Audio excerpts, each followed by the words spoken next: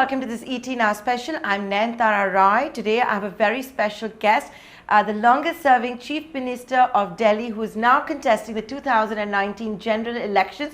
Yes, Sheila Dikshit is my special guest today. Thank you, Ms. Dixit, for joining us here on ET Now. Thank you.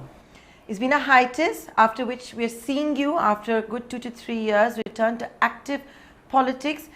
Can you be candid with us to tell us and share with us why it is that you've decided to once again re-enter active politics? It's not a matter of entering active Re-entering, politics. I'm saying. Re-enter or enter politics. I have never left politics per se. And I was asked by the party to do this, and I did it because I obey the party much more than anything else. So the Congress party asked you to contest. Yes. Ma'am, can you share with us that why you chose this particular seat? Was it your choice, or what is the larger game plan? No, I chose this seat because when I had entered the politics in Delhi per se, I had contested from this very seat. And even though the familiarity was long ago, it still looked like a familiar place, and it was, I felt comfortable. So that's it. So, it is being seen as a three-way fight. A lot is also being talked about the Congress party's alliance management in general elections 2019. New Delhi, with its 7 seats, has been a hot topic of discussion. Your views are well known. Why is it that you were never in favor of a pre-poll alliance with Arvind Kejriwal and the Aam Aadmi Party? Because I thought that we were a big enough party, and with a history which Aam Aadmi does not have. And why should we make an alliance? If we felt that we were unfit or feeling nervous or anything like that, then we could have thought of an alliance. But why should we think of an alliance just because somebody says you must have an alliance? But then, and I say somebody because there was all kinds of odd people who were saying it who didn't know. Ma'am, it was you who was also calling the press conferences as well as the Aam Aadmi Party after all the discussions took place. Finally, the decision came out on Twitter. No, I must tell you very frankly and very truthfully that I was never involved in any of the discussions. Okay, and you're heading yes, the Delhi unit. Yes, newspapers like yours and others asked me, and I said I'm not in favor. Can you share with us if Mr. Kejriwal, and you are heading the Delhi unit for the Congress party, did he ever actively reach out? Did the Aam Aadmi Party actively reach out for a pre-poll alliance? No, he never talked to me. Certainly not. Nobody in this thing talked to me. Nobody in his party, anybody who may be a leader or not a leader, nobody talked to me. That's quite a revelation, because I think the public opinion seems to be the contrary. No, but the public opinion has been made by whom? So you're blaming us? Either by themselves or by newspapers. There's no truth in it. Nobody has asked me ever. So there was never a question of a pre-poll alliance, which brings me to my second question now. How real is the fear that you both will be cutting into each other's votes? Why wasn't it in the larger interest to come together against Narendra Modi, against the Bharatiya Janata Party? When you go in for an election, you don't go in with fear. You go in with confidence, and we are confident. How confident are you? 7 seats. How many will the Congress win? I won't say how many we will win. I can't predict that. Let this thing take. We have good candidates. They're all there. They're all working, and let's see. Ma'am, in 2014, the Bharatiya Janata Party managed to sweep Delhi. All 7 seats went to the BJP. Why would you say things have changed in 2019? What has changed? Look, before that, when the BJP came into power, the Congress was ruling. So this is democracy, Baba. Don't you understand that? I'm surprised you are asking me questions like this, which are so obvious. People have the choice, and they change the choice when they want to. So they change it sometimes, they come back sometimes, they go away sometimes. It's their choice. It's a democracy. Please remember that. No, the point I was trying to get at was what has changed since 2014 that you think will swing the way. How many years ago? 5 years. So 5 years. Has the pendulum swung in the favor of Congress? I'm sorry, but you don't understand. Things change in a year's time, in 2 hours' time. So please don't question that. Okay. Okay, we'll be contesting this, and we are contesting to win, and I hope we will. So can you share with us what your main muddas, your main poll planks are going into voting day? What do you mean by? Your big muddas, your big election planks that you're going into when you're seeking Well, the we've votes? already, our manifesto has been taken out. It's an all India manifesto, which Rahul Gandhi,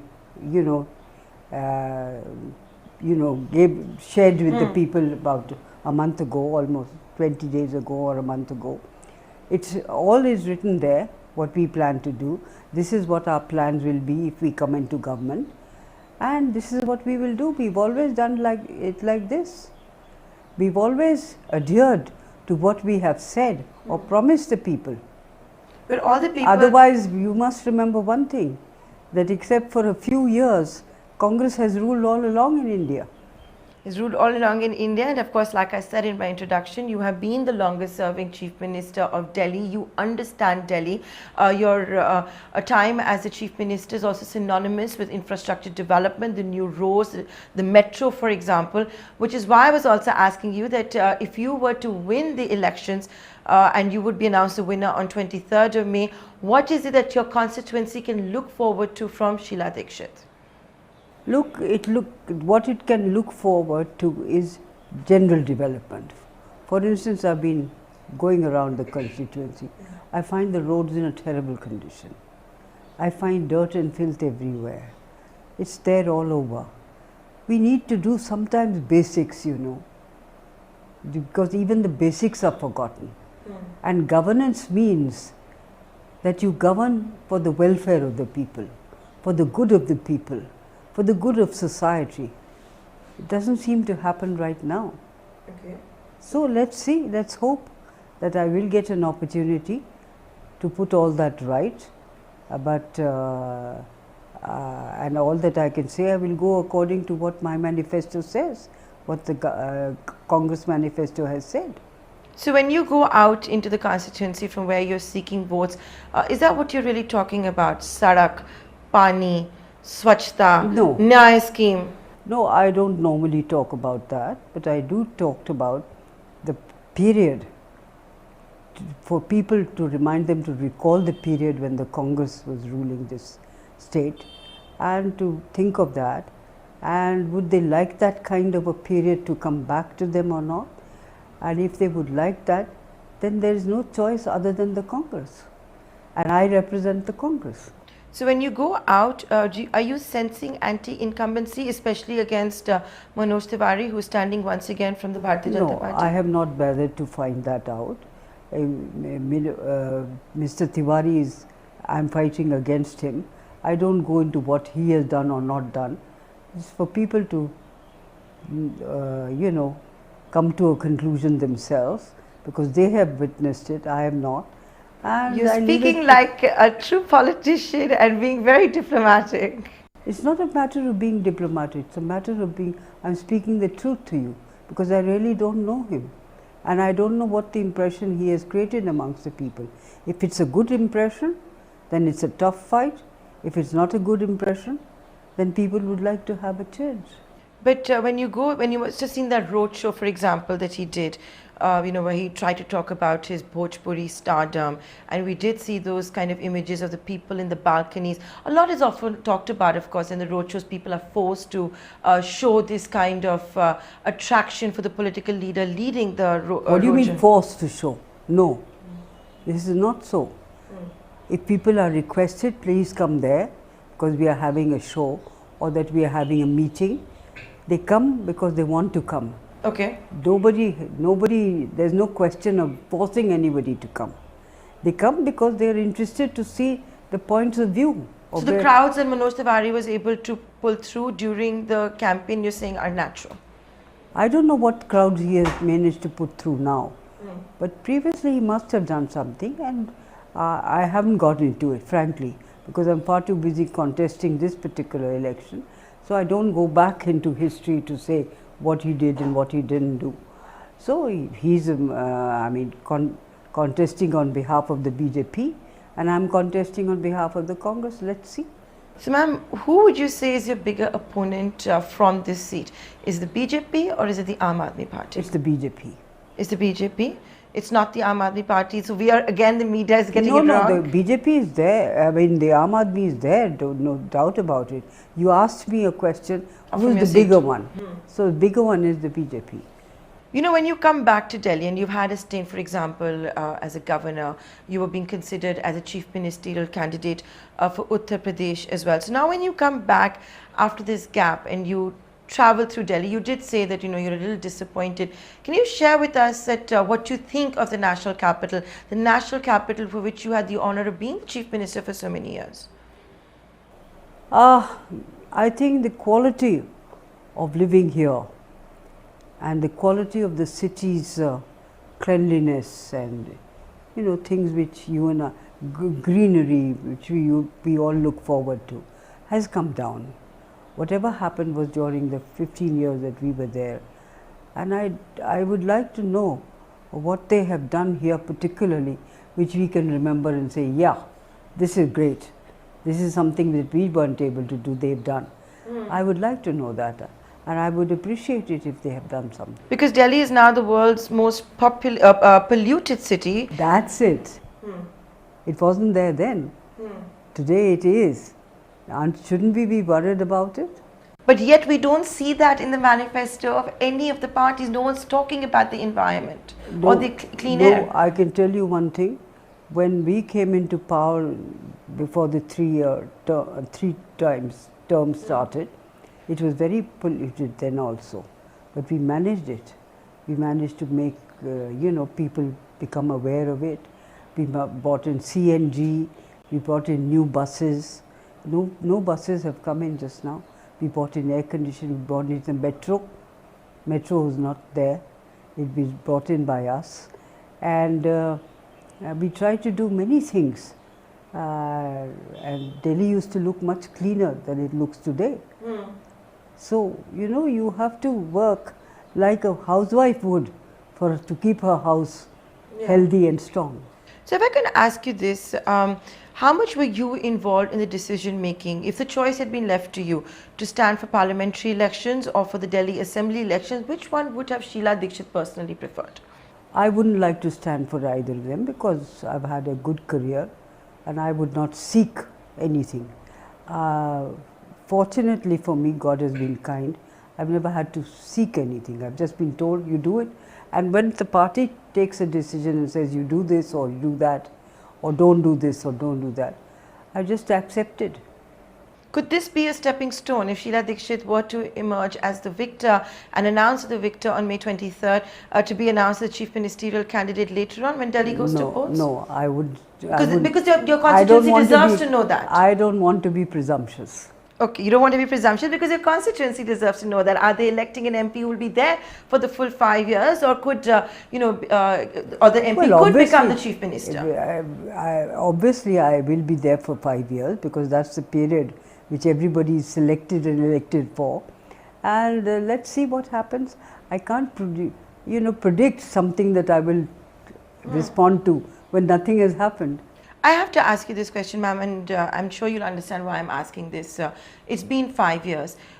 You were, of course, fighting a huge anti-incumbency wave, but so much was also being talked about, whether there was a Lokpal, the Lokayakta, 2G, Commonwealth Games. It had been the driving force against the Congress party, and you were also facing that. Do you think the public has forgotten that? These are past issues?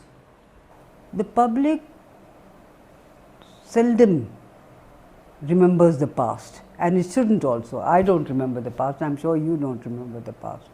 We live with the moment. We think we need something right now, it needs to be changed, and we act accordingly or decide accordingly. That's the thing with life also, that's the thing with politics also.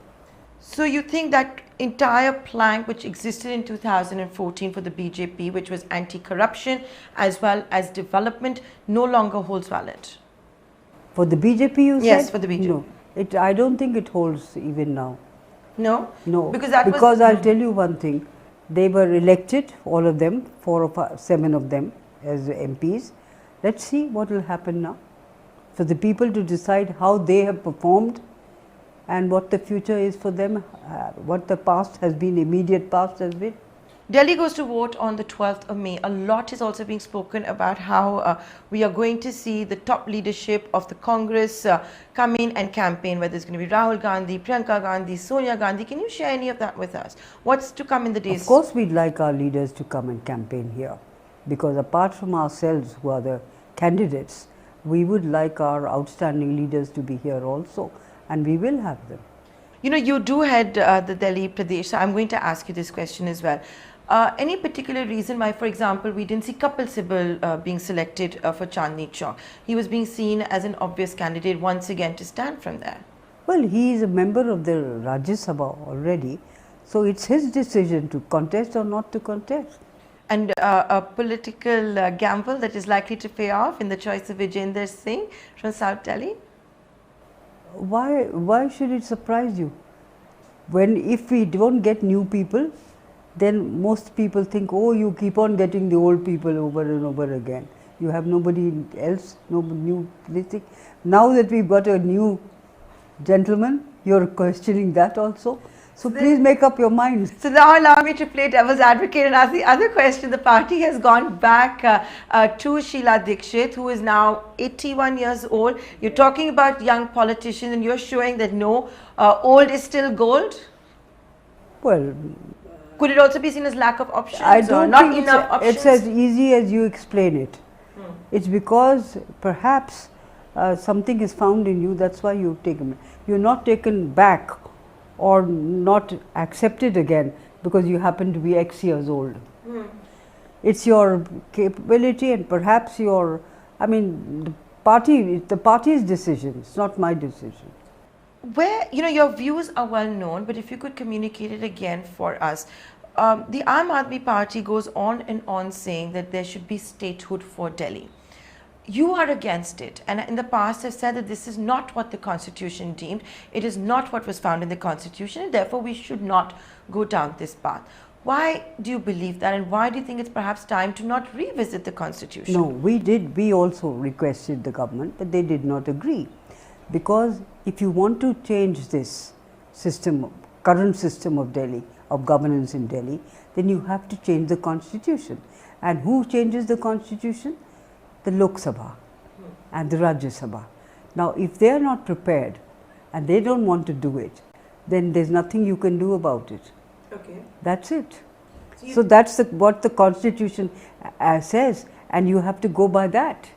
So do you think that this entire campaign by the Aam Aadmi Party demanding it, moving courts, files getting stuck, that famous fight that took place between Arvind Kejriwal and Najib Jang, an unfortunate one and one that is against the spirit of the constitution and democracy? No, I don't think that is.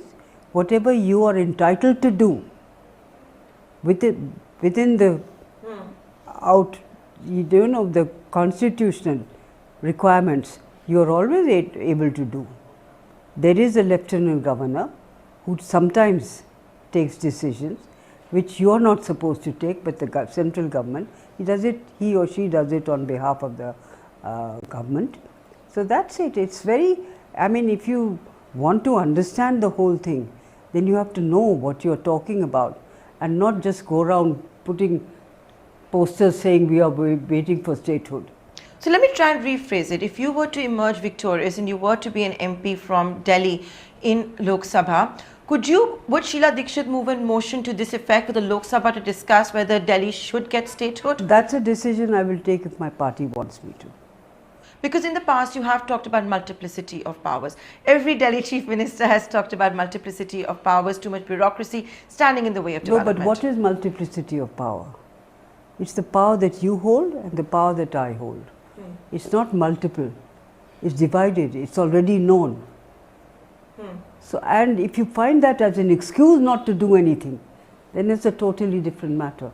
And I do feel this as a citizen, I'm not talking as Sheila Dikshit, the politician.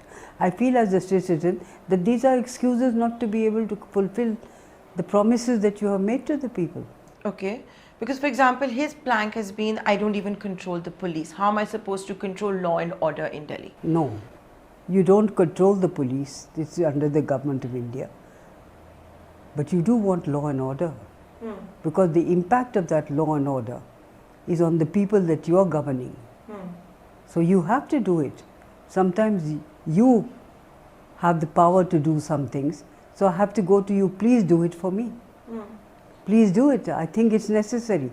And if there is an understanding of the good governance for Delhi, and Delhi, remember, is the capital city of the country. So if there's a good understanding, you abide by each other's requests.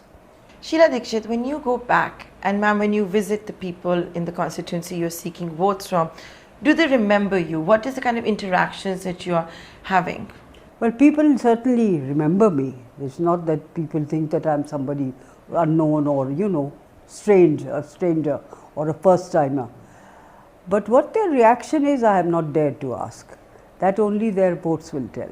Because a lot that's being talked about the largest ever first-time voter bracket in 2019. With them, has the connect been easy to establish? Yes. Just before you came, I had about 50, 40 youngsters over here, and they react to me. But how they will vote, I cannot assume or presume just now. I have to, I'm going to try and end with the last two questions. One is that your constituency also has a large Muslim population. A lot is being said that how this Muslim population votes could be shared between Aam Aadmi Party and the Congress. Once again, a missed opportunity maybe to not come together against the BJP, but like you said, that was out of the question and never on the table as well. How are you reading all of this? Is this why perhaps we're also seeing statements about, regularizing land that has been of the Waqf Board land for which there's illegal construction, what you have in the past said about Aligarh Muslim University or even for Jamia for that matter? When you look at a Punjabi or a Sikh or a Muslim or a Hindu or a Brahmin, you look at them as voters. And you want all of them. If you start discriminating that I want the Muslim or the Brahmins or whatever it is, then you should not be in politics. You can't divide. Everybody has a one vote right, and nobody can take it away. And if you are interested in votes, then you have to treat them all equally. You can't say this is Muslim is mine, or that Hindu is not mine, or that Brahmin is mine, or that Sardar is not mine. You don't do things like, you don't talk politics like this at all. You don't even think politics like that. I'm going to make this my final question. Something changed last week when we saw the Prime Minister Narendra Modi suddenly talking about how you should vote for a strong government, a mazboot government. Don't waste your vote on the Congress. They may not even make 44. Maybe they'll languish at 40. Maximum they will reach 50. You've seen other senior cabinet ministers, whether it's Piyush Goyal or Arun Jaitley, talk about this. Then you've seen the 40 lawmakers. The Prime Minister talks about horse trading when it comes to Trinamool Congress. Did the third swing change something for the BJP? Can I ask you a question in that? Is the Prime Minister scared? So you think that is why he is reaching out? How is a vote for Sheila Dikshit a vote for a mazboot and a strong government? That you will have to ask the people. When the votes come out, I'm not assuming what the votes will be because I don't know, and people will decide, at the last minute, like all of us do. Okay, I want to vote for this one or that one. So leave it to the people. You can't just say that I am saying so, therefore you will do that. And if the Prime Minister is saying that this is what will happen, then I think he's assuming or presuming. And with that, Ms. Dikshit, I'd like to thank you for taking the time out and being so candid with us. Thank you. Thank you.